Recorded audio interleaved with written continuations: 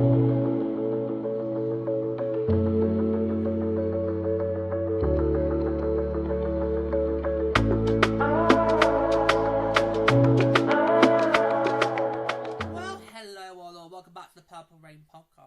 You actually are quite dressed for it, actually. Am I?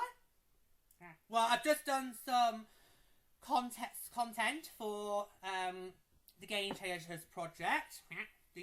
Which I'm currently working on a Game Changers project, so I've just got some more stuff of that done.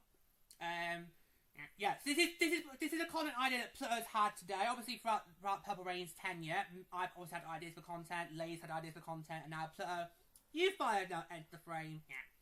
I've got 2 coming in the time. Yes, yeah. I've got another one coming up for later in the year. Yeah.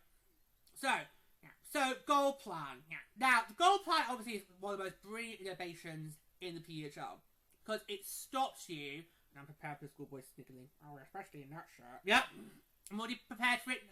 I'm already prepared for the Scots and Kips out there now to just basically go right with the towels. I'm on standby. Yeah. What I love about the goal plan is a brilliant invention that basically stops teams from tanking. What's the scoreboard? Giggling. And we're back. Yeah. So, it just stops teams tanking, and it basically means that all your main games after you get eliminated, they actually now mean pursuit. So it still gives those teams incentive to want to play well.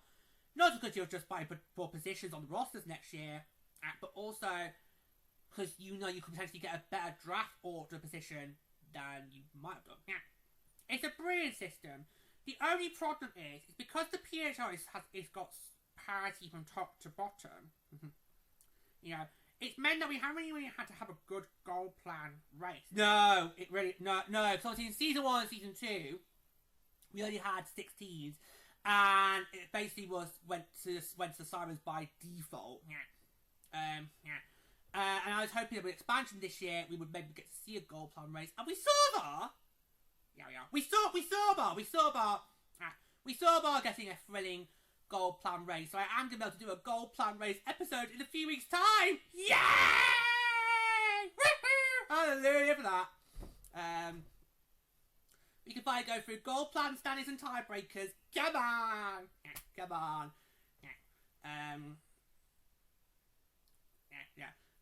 So we haven't been able to see a really thrilling goal plan race. Hopefully, when we get the next wave of expansion, that will hopefully do it. If we get to 12 teams, then maybe we'll have a good goal plan race because it'll be more quicker for teams to be eliminated than it has in the last few years. But you have a suggestion, Pluto. Yeah. Now, I'm not saying we definitely do it. I just want to put it out there. Yep. Please do. Whenever you guys have these ideas, please do. Yeah.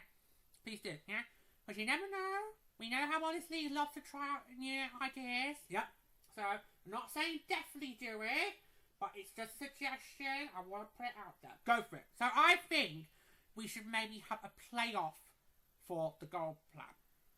Okay. Right. So, now this would have to work with an 8-team playoff. Okay. I see. Right. So, you would need to have an 8-team World Cup playoff. Okay, so that would mean a quarterfinals, semi-finals, finals. And then the bottom 4, they would then have a playoff game to determine who would win the goal plan. Right.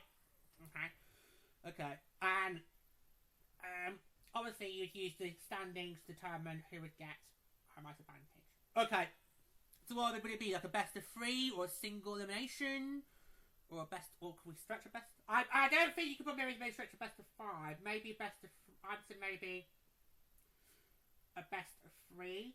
So it would be something to have alongside. Okay, the World Cup playoffs. Yeah. So obviously, Key World Cup playoffs best of 5, and then have this goal plan playoff be like a best of 3. Yeah.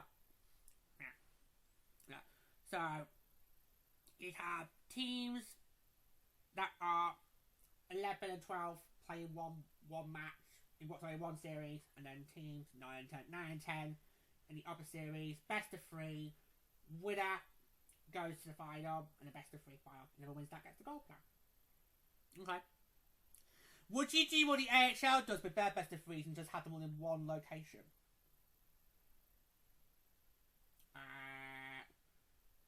think that probably the best. Yeah, because obviously in the AHL with their first round, it's best of 3. It's just in the higher seeds arena, which helps take down the cost of travel brilliantly. Yeah. Really well. Yeah. So yeah, would you do that? I would look into that. Yeah. Maybe just make it easy. Yeah. Because we don't want it to be a main big thing. We want to be just like a simple, quick, easy thing to do to determine who gets goal plan. Yeah. And I think that would be exciting. Yeah, because who doesn't want more playoff hockey? Fair dues. Yeah, I mean, obviously a lot of people do say to me over the years that, you know, playoff hockey, it's the best time of year, and I'm like, yeah, it's okay, but still just hockey. Yeah, it's just yeah. All it is just the stakes are raised just that little bit more because there's now cups on the line. Yeah, I just see playoff hockey as just it's just hockey. It's just still hockey. Nothing. And plus in our league, we're used to lower seeds winning frequently in the regular season. Yeah, so. An upset in the PHL hasn't been as impacting compared to an upset in the AHL because obviously the PHL with our parity, it's easy for any team to be able to make it or not. Yeah. Whereas in the AHL, I always find it so funny whenever we in previous playoffs in the AHL when people are going, "Oh, that was an upset," and I'm like, "See, really? You bloody bad proportion a bit there."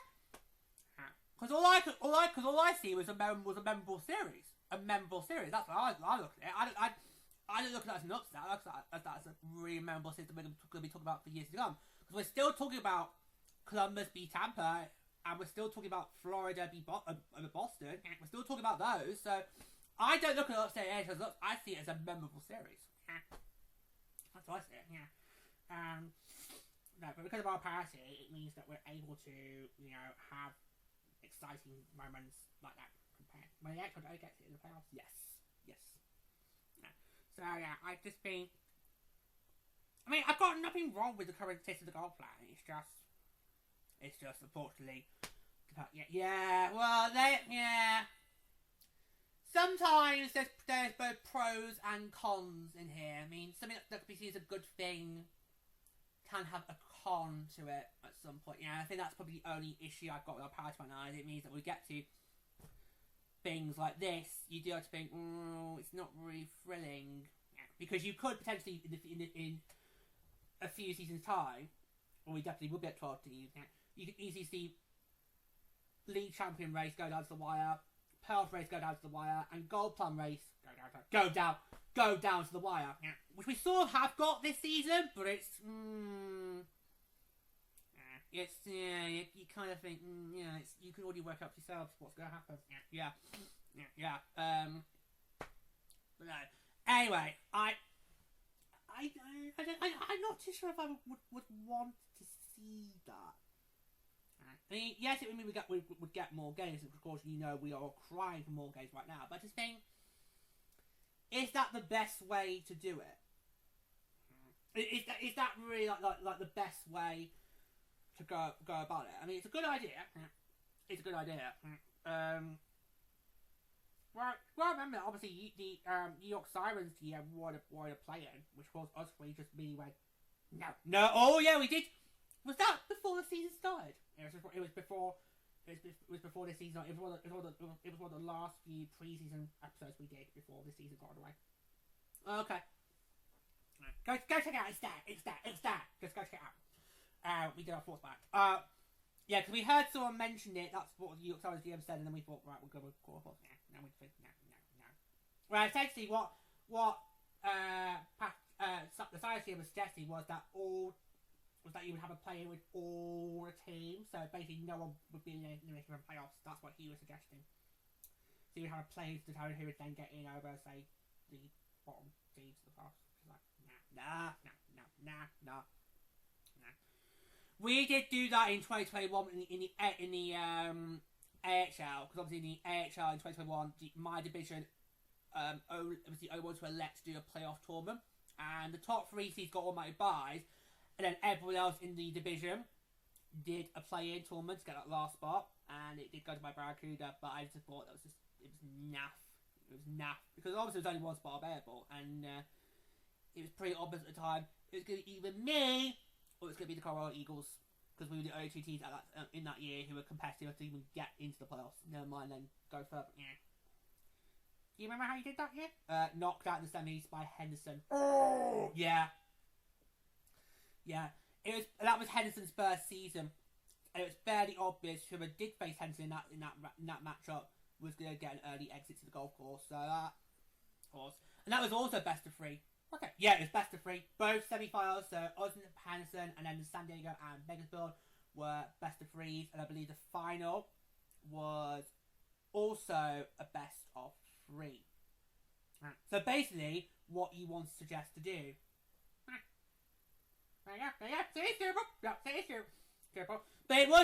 But that year it was kind of seen as a flash playoff tour because we had a shortened season because of COVID, and the Atlantic, North, and Central divisions all said no, we don't want to have a playoff to choose our division champions. They just went by point percentage of the standings.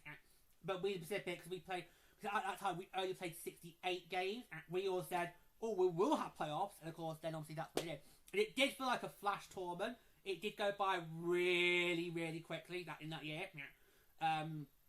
But it basically was what Pluto suggested here. We do the gold bubble, which is basically all series were best of 3s. They were all done in the higher seeds. Bomb. So, well, would you be up for at least having a trial of it? I would be very interested to see the PHL try it, because as you say, we know the PHL does not have a problem with trying out new innovative ideas. We know the PHL loves doing that. It's one of the great things about the leagues, how they're not afraid to bring something new into the fold and try it out and test it and see how it works. So, I could easily see the league doing this. Would I want it to be a regular thing? I don't know. But I am up for trying it, my boy. I am up for trying it. So we can then have a comparison between how the goal plan works in the current format and how it works in your format. And then we can compare the two, and then we can pick which is the best way to do it. Because there's lots of different ways you can go about assigning the goal plan. The one the league has right now is good, but unfortunately its parity means that we don't get a thrilling goal plan race. It kind of just ends up going to the team that finished last in the standings by default. Yeah, which is not very good. Not good. No, not good. Not good. No, not good. Yeah. Yeah, I just brought it back because obviously, for me, it's gonna get dull if it's the same team over and over again who wins the goal. You've been very, very adamant this year. You do not want the Sirens to win the goal plan. You've made that very, very clear early on the season. You do not want. You think it would be worse for the league if the Sirens made the goal plan 3 years in a row than if we win the World Cup 3 years in a row. You think that's more damaging. You think it would be more damaging to the league if the York Sirens won the Gold Pub the 3rd year in a row than if we won the World Cup for the 3rd year in a row. That's how you felt, and I do agree with you there. So I just think it'll be boring if it's the same team that keeps winning the goal plan year in, year out. Because getting that 3rd overall pick is a prize. It's a prize that everyone wants. Obviously, in the NHL, everyone will say they want to win the Stanley Cup, but not every team is built to win the Stanley Cup. And of course, in the NHL, it's the same teams year in, year out who keep being brought up in conversation. Colorado, Edmonton, Vegas, Tampa, Florida. And I'm like, this is not a fair league here, guys. And yet you want to add more teams to the fold. You want to bring Houston in one day. You want to get Quebec back, and Arizona, and Atlanta. Crazy! You crazy fools! Stop, perhaps not. So, if like me, you know that you have no interest in who's at the top, your next interest is, okay, who's going to potentially be the winner of the draft lottery in May? And that's the more exciting race to look at, because, it's going to be a 3-1 this year. Oh! What day is it? I think it's May I did ask the research yesterday, it's May the 5th. Okay? Same format as last year. Also, it's going to be done live again. Alright. This is, if you guys thought last year's draft lottery was interesting, this year you're going to have a field day. Because there's a lot of teams who are going to have those high odds. Who everyone's going to be like, oh, please, no. No, not them! Not them! Not them! Please, no! Not, have mercy on us, not them! And I think one of them is Chicago. Yep, they're packing the picks again. Oh, but there again, McKenna would be perfect for Chicago, because he'll get on well with Tommy Hawk.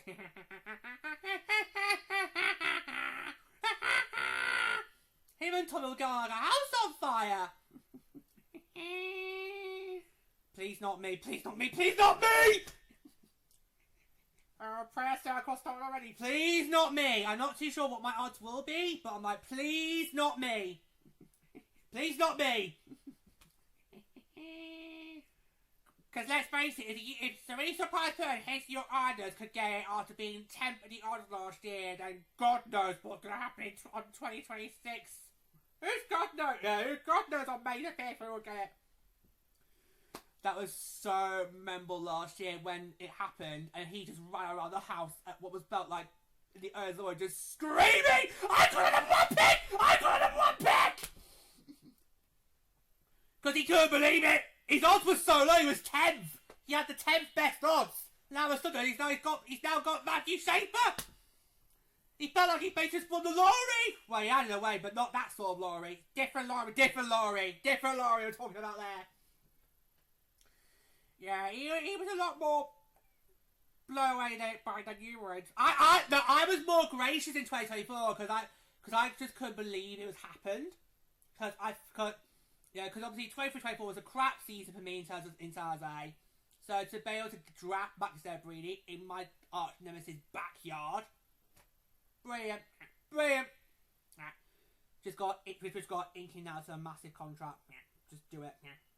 I don't care what dent it takes to the cap space, but if I was Mike Greer over the summer, I would be inking him to whatever the highest number of years you can give a player these days, because it changes now. Whatever the highest number is you can give Matt then, that's what I would do. And just take the cap hit. Take the cap hit. That's what I would do. Because this is how this year. So I honestly, I don't care what we have to sacrifice. That's what I would do because he's worth it. He's worth it, and he's a player that you kind of need to build your franchise around going forward. He's the like how the Oilers should have built their franchise around Connor McDavid. Well, you can learn from the Oilers' mistakes, George. Yep. You can learn from the Oilers' mistakes. Says the poor dog who and his wife have seen get beaten by, what was it, 4 years in a row, was it? Yeah. 4 years in a row, and they lose to Edmonton in the first round. Poor you and lady. I bet you're so happy you've got Colorado this year. Well, in a way we kind of were, but that's because, not because it was Colorado, but because we were going to see someone different for the first time since 2018. It's been that long! Since you see something other than Edmonton in the playoffs. Yeah. It's that long, George. It's also been quite a while since we won a playoff round. When was the last time you won a playoff round? 2014. Last time you won the cup? Oh, wow, that's longer than Nordy. Because obviously Nordy's not won a playoff round since 2015. That's longer than Nordy. Wow, okay. Wow. Wow. Yeah. So I kind of feel that it will get dull if we keep seeing the same team keep winning over and over again. So I think if we have a playoff series, then that would then, make it a bit more unpredictable, like how you can't predict who the World Cup champion is going to be until we get to the finals. So I think it would give a lot more excitement. It would give fans opportunity to attend possibly more games. Yep. So I don't think it's a bad idea. I'm just saying, I don't know how I feel about it. I think we need to test it out, boys. I think we need to test it out. Let's test it out, trial it, and then we'll see how it goes from there. But I know this is an idea that you had going back to the start of the season because you just felt, oh god, if you up with that goal player again, I will not cope on the draft, George. I will not cope. No, I just won't. I won't. I won't be able to do it. I can't. I can't take a third year if you don't get up in the gold plan. Yeah. What's been interesting with the Stars, though, obviously, 2024 and 2025, they had the goal plan. And yet, this is still a team that is still stuck in that 6th place territory. You'd think a team like New York has managed to have the first overall pick in every round for 2 consecutive drafts. You'd have thought that team should be contender for the World Cup. And yet, they are still the only inaugural 6 team not has made playoffs. Well, I think this year they got closer. Oh, they were more. Oh, they absolutely were. Yeah, I will talk more about this on New York's report card in the summer. Absolutely, the Stars got more compared this year, but still bottom of the pack. Still in the bottom of the pack. So still not nowhere out near the basement. So I don't know what the size of this draft strategy is going to be this time around, because your last 2 should have worked and it haven't worked. Yeah. So we'll see what happens. We'll see what happens in June. But yeah. So it's an interesting idea. It's a good idea. I'm not too sure how to feel about it. I'd say let's try it once, and if we don't think it works, then go back to the old system. That's what I would do. Yeah. That's what I do. I will humour your idea. Yeah. What was I even thought about it?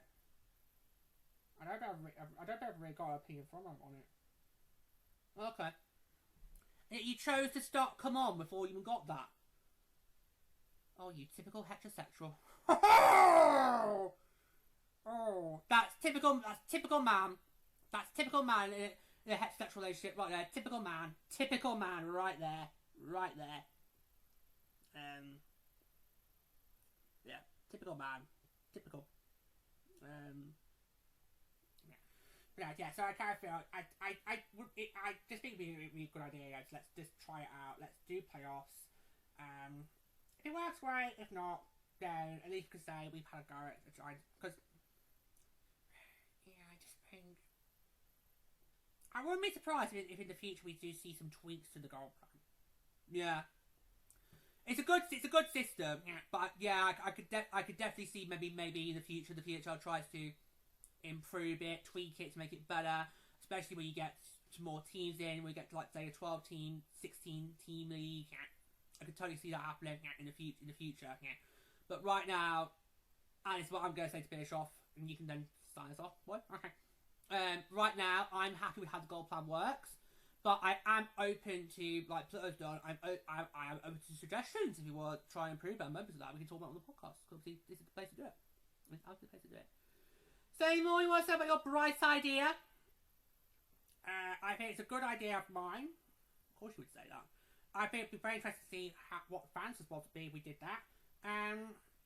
Yeah. So let us know. What do you think? What do you think about Little Bright idea? Let us know. Yep. Email the show purplepodcast@gmail.com or get in touch in the comments below. And we will say thank you to us until next time. Take a nice, don't get spoiled the freeze.